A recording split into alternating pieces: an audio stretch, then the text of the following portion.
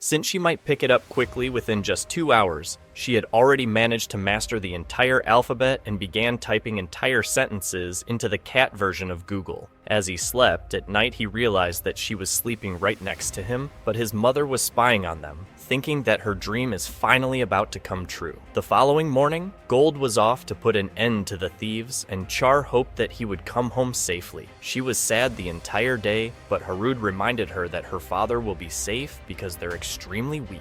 Still, Char wondered why anyone would ever become a thief, and wished for everyone to just live happily together. So she begged her brother to use his powers to make everyone happy. Haruto realized she's been watching way too much anime. But when she begged him and looked at him with her Kai eyes, he realized that he couldn't say no to her, so he accepted hearing those words. Char begged him to transform and join the fight, so Harud decided to transform and completely ripped off Luke. But his sister thought he was the coolest guy she'd ever seen in her life. She begged to go along with him, but he told her that she couldn't join him, crushing all of her dreams. However, he tried using a screen so she could still watch him, and she was happy because it would be like watching a live anime in the middle of the forest. Harud found the bandits hiding near a cave and placed a barrier to restrain them, knowing that Char would want to see more action. He jumped down and introduced himself as the hero of justice. The bandits all rushed towards him, but with a few kicks and punches, he managed to knock them all out without a single injury. The soldiers arrived and Gold saw the way all the bandits were defeated, so he introduced himself and wondered who he might be. Haruto tried staying in character and introduced himself as still pending. His father thought that was the dumbest name he'd heard yet, but has asked him if he was the one who saved his wife and daughter, but Harud pretended not to remember and said that all he wanted to do was bring justice into this world. However, when he let those words out, he realized he was the biggest cringe alive and decided to fly away before embarrassing himself even more when he got home. All of the energy had left his body, but Char begged him to keep on saving even more people, crushing all of Harrow's will to keep living. Battle after battle, Harud slowly became known as the Black Knight, and he was now officially an edgy protagonist who was his sister's idol before long. Though he was able to finally finish his masterpiece, and his robotic clone was able to talk with the same attitude. It was everything he'd ever wanted, so he could finally be a shoo-in. But Char snuck into his bed and was shocked to see that there were two Harud out of nowhere. A person knocked on the door asking Harud to leave soon, so he asked his clone if he could take his place. But he told him that he doesn't deal with ugly, crushing Haruto's dreams. At the manor, a boy said, "This place steen worse than the slums." But the girl told him to mind his manners, since he was the one who insisted on coming along. Gold tried welcoming the prince and princess to his humble mansion, and Harud realized that they were supposed to be his actual blood siblings. The kid screamed louder, saying that his welcome isn't befitting for someone who's going to be the king someday. So Gold apologized, but when he got closer, he realized that Harud is likely the level 2 person who was adopted from an orphanage. So he decided to challenge him to a duel and teach him a lesson in the middle of the field. The prince told him that he was going to go easy on him,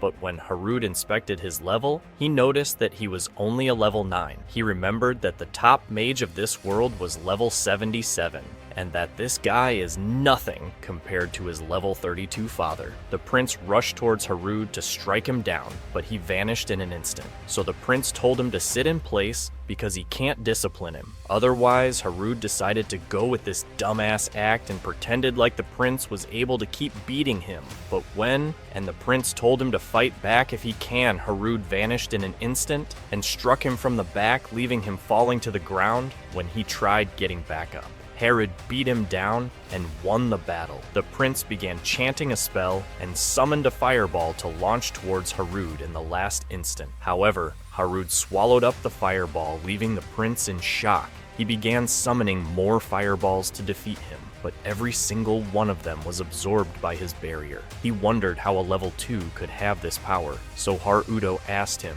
if he would like his fireballs back, but the sight of the giant fire sent him falling. Onto his knees, admitting his defeat as Hera was walking back to his room, the princess apologized for the way her brother acted, but wondered if he was actually level 2. Haruto told her that his mother was calling him. But when he walked back to his room, he realized that the news about his level had been leaked, which could only mean that his parents were looking for him once again. A few days later, Char noticed a group of thieves on the surveillance screen, and she began telling Harud to eliminate them.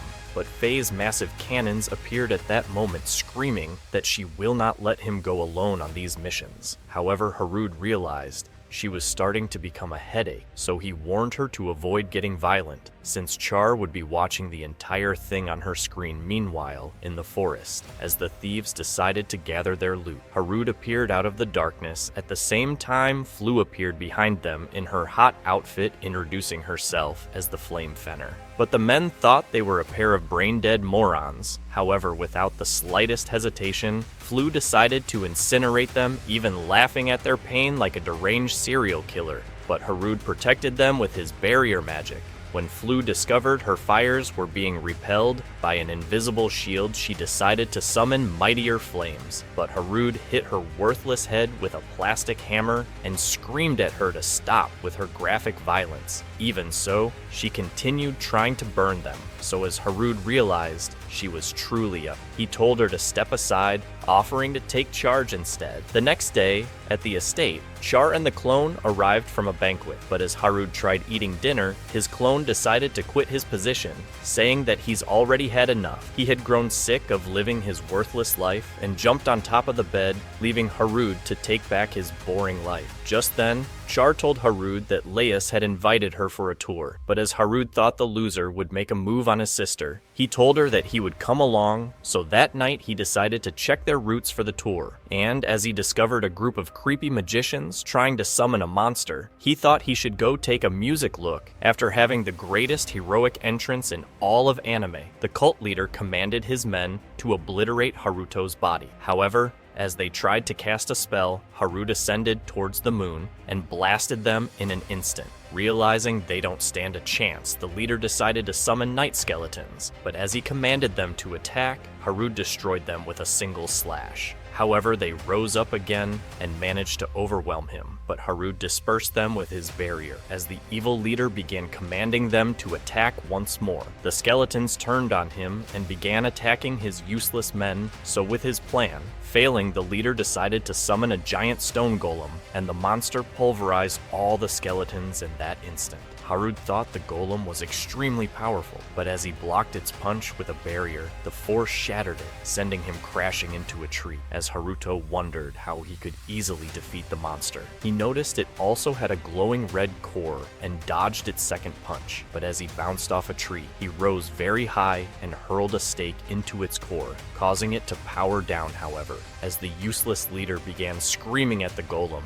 it turned on the men and started attacking them. So a few minutes later, after separating the leader from the rest of the group, he decided to ask why they were preparing an attack. However, when Marin wouldn't speak, Harud directed the skeletons to bury his men without hesitating. They began throwing them into a ditch, but Marin decided to reveal that they were from the Queen Consort's summoned unit, and that they intended to attack Char with summon beasts during their tour. Hearing those words, Harud wondered why they were trying to eliminate his sister, so Marine told him that her magical aptitude has been destined to surpass the Queen's. Because of that, Char needed to be terminated before she becomes a threat to her reign, and since the Imperial soldiers who disguised as thieves already failed their mission, the Queen couldn't take any more chances and sent her own personal unit to do the job. At that moment, Harud realized that his biological mother must have been the Queen, and was the same evil that was trying to kill his adopted family. He wanted to make her pay. And as his anger grew, he began oozing with a dark ache, causing the golem to capture Marin and crush his face against the trees. However, he decided to spare his life and realized that he must stop the Queen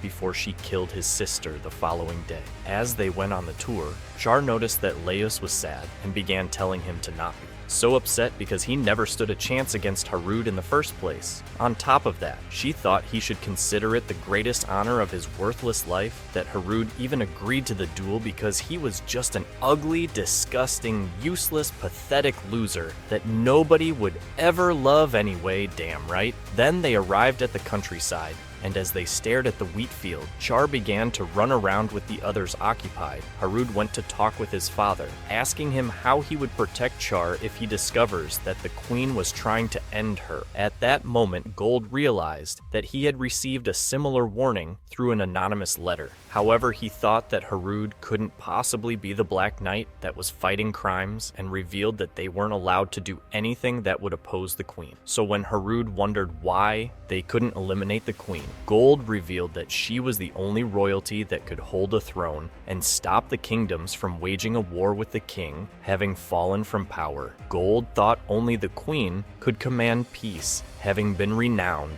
as the Flash Princess who slayed the Demon King. Her victory caused her to be feared, and Gold told Harud that they had no choice but to protect Charlotte until she surpasses the queen with her immense power and becomes a greater ruler. He told Harud to protect her as her brother until then, but Harud thought he would finally live in peace once his biological mom was gone. Right then he went to see his sister, and as he thought that protecting her wouldn't be enough, he realized that it was time to see his mother once again inside the queen's palace. A group of soldiers began telling her that the Black Knight had destroyed their plans and defeated their entire army. However, the beholder of the biggest mommy milkers in the entire kingdom, Gia Lode, thought they were useless. But as she grabbed her sword, she began wondering if she was better off eliminating the Dark Knight herself. At that moment, Harud caused the soldiers to fall asleep, and as he appeared out of the darkness, Jode began wondering how he managed to sneak through the barrier. So Harud revealed that he literally destroyed her walls. And when Jode realized he was the Black Knight, she decided to summon 3 magical circles, the same ability she used to defeat the Demon Lord immediately. A larger magic circle appeared from beneath his feet, and a massive amount of water began to encapsulate him inside, restraining his ability to breathe. However, as Jode began thinking he would drown, Harud used his barrier as a spring and managed to jump out of the bubble, eager to eliminate him. Jalot began launching stakes towards him, but Harud repelled them with his barrier magic. So she decided to unleash her Giga Inferno onto him, and as she consumed him in her flames, hoping to burn him to ashes, Harud landed before her and was unscathed by her attacks while she was still stunned.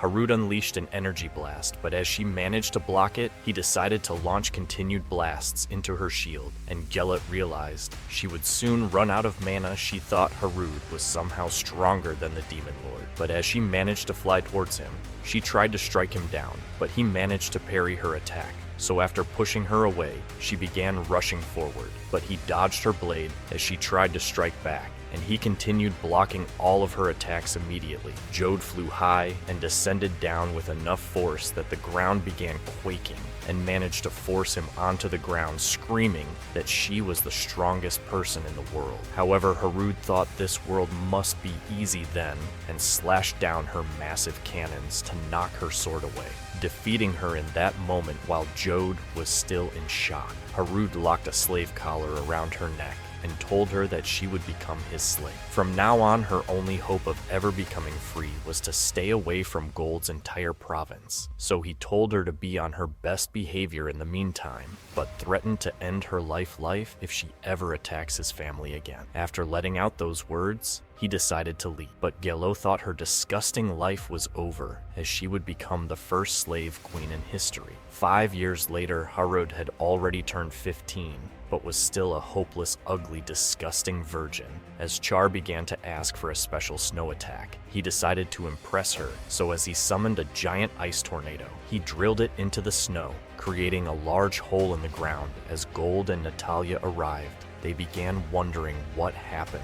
So to protect his secret, Harud revealed the Black Knight and said that he was responsible for the hole, but the clone flew away before they knew it. But as Harud tried sneaking off, Gold told him that he would be sent off to school in spring. The news caused him to freeze, since he had only wanted to live a secluded life of doing whatever he wanted. So he told Gold to go. Himself, he remembered that he was bullied in his previous life and was left with haunting memories of school. So he said that he would never go to school again. However, when Gold told him that he had no other choice, Harud realized it was finally time to make his clone useful while he holes up inside his room forever. Later, in Gold's private room, He continued trying to persuade Harud to enroll at the school, but as Harud wouldn't change his mind, Gold decided to reveal a recommendation letter from the king saying that Marion must have told the king about his abilities. However, he thought Jode was plotting a secret plan and may have even lured Moran over to her side. Even so, he told Harud to enroll anyway,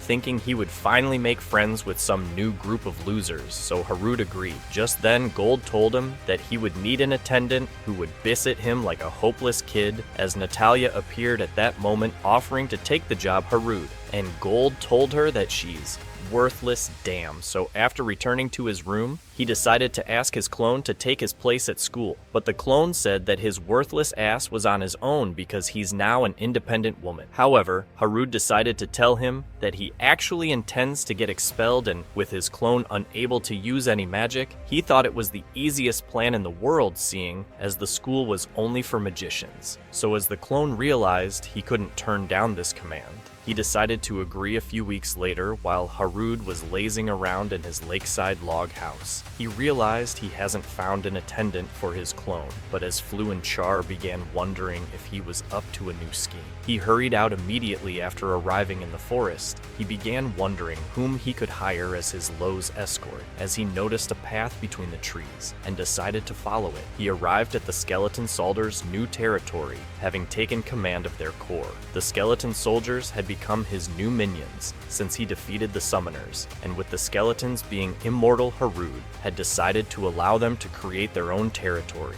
As they noticed his presence, they decided to welcome him as their master, but Harud wondered why they wouldn't just rot back in their graves right then. Johnny, the useless skeleton leader, decided to show him around the territory, but as Harud noticed the new monsters,